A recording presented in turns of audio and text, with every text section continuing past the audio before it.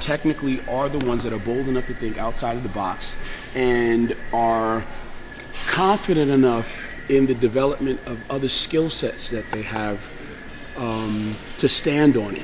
Believe it or not, most people can tap into a certain level of creativity by themselves, so in their comfort zone at home, wouldn't this be a great idea if I did this, this, and this? But they have to feel safe. You do your posing routine. A lot of people will practice their posing routine to themselves in their head and think, wow, I have the best of the best of the best available to me right now in my comfort zone. Right. However, the thing about being backstage at the bodybuilding show is that nobody's there until you prove yourself working with the expectation to support your creativity. Right. Not the judges, not the audience, not even the enthusiasts. If they don't know you and they haven't come to expect a certain kind of demonstration or performance from you, the truth is, backstage at the show, that is like the least favorite place to start trying to build up your own confidence to come out there and do something different. Then most times through the movements just then. It should be done by then. You should be rehearsed,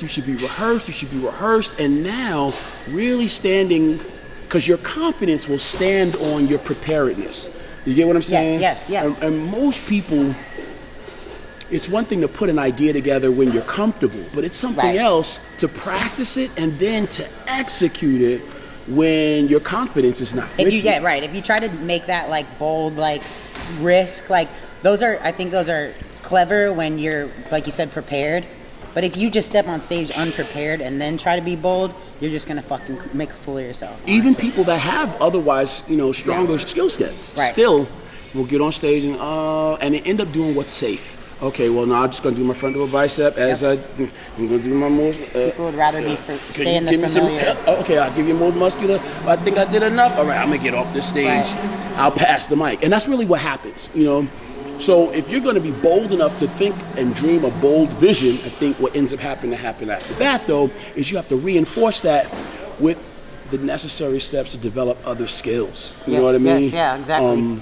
And with that, that's how you can put together enough of the confidence that comes from the doing in practice that when you get there and you're backstage and your confidence will fail you, because that's what happens. You always start to second guess yourself, especially when you're backstage and there's no energy that's there to support it. It'll be like, okay, listen up for your number 17, number 18, where you at, coming up, stand behind the line. And it's like, oh shit, well, you're your only fan. You're your only enthusiast, you're your only advocate, you're your only what do you call it when somebody is motivating you and encouraging you? A lot of people will say that motivation and encouragement comes from outside, and it doesn't. It never comes from outside, and that's why when people ask you for it, they're unclear about a truth that you don't even know until you've been in the trenches yourself. And you'll realize that, man, the motivation to do something that really allows you to do what you want to do comes from within because you want to do it, and that's why I'll never forget. I've been backstage and I've found myself when my confidence has failed me, and I'm almost starting to more than doubt, should I do what I think I wanted to do when I was comfortable and I was practicing and I thought this is how I want to do it, I'm gonna do it.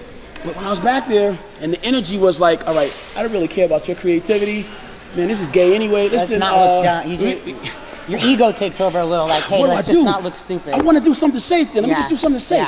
I don't have to expose myself like this. They're gonna make fun of me. They're gonna laugh. It's not gonna be received so well. Let me just do what's safe. I'm just gonna do what's safe. I know how to do what's safe. I'll do what's safe. And it's like, no. That was the moment. It's that thing inside of you that says, wait a minute. I got more in me that I want to share. Wait a minute. Stop. Yes. I want to show you something. Yes. Preach. Wait a minute. Come on. Wait a minute, give me a second. Let me, because this is important to me. Yes. Because it's important to me. And then that's what I think I hear being recited over and over. It's a part of your evolution. This is important to me. Pay attention. I'm going to show you something. I'm not scared of you. I'm not so scared that I'm not going to try. Right, exactly. Pay attention. And let me pay attention to myself. And let me advocate for myself. Because I got these feelings and these thoughts that I want to share. And if you listen, if you give me a moment, give me the opportunity, I'm just going to do it even if my confidence has failed me. Yes. I'm going to do it anyway. That's the thing, because you can't be comfortable operating outside of out of the box, and everybody's gonna look at you and laugh. What is that? That's wrong. That's weird. That's gay. Why you wear your hair like that? Why you wear the tattoos like you got it? What's wrong with you? Because you fucking can't. Why can't you just do the normal shit? Why can't you just be traditional? Because you know what that does? That it awakens something inside of those people a lot of times. It makes them uncomfortable because you going outside of the box and rising to your higher standard of artistry and creativity is evoking that in them and saying, they're saying, shit, like I should be fucking stepping up too in my own arena. I should get off my ass and be uncomfortable, whether it's in the gym or whether it's in my posing or whether it's my everyday interactions with people. And you being yourself and going into 10 seconds of like ridiculous courage and bravery and taking that risk awakens a fucking fire in everybody else. And some people get pissed off about it. Scares the shit out of them. But at least when you get on stage and you do that shit, you're not gonna go home saying, what if?